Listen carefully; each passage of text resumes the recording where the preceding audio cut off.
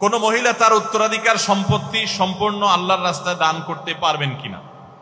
বিশেষ দ্রষ্টব্য, ওই মহিলার 2 ছেলে এবং 2 মেয়ে রয়েছেন।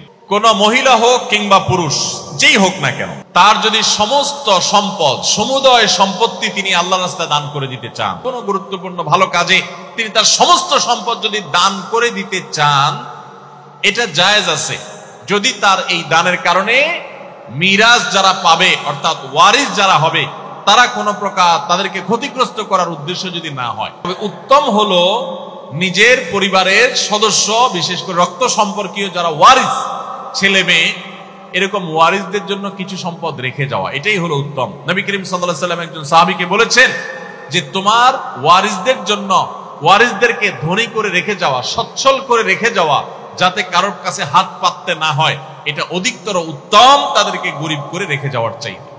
এখন কেউ যদি তার সমুদয় সম্পদ দান করে দিলে সন্তানরা গরিব হয়ে যাবে, অভাবী হয়ে যাবে, অসহায় হয়ে যাবে এবং ওদের কাছে ছোট হয়ে যাবে, তাহলে সেক্ষেত্রে সেটা কিন্তু অনুচিত কাজ হবে।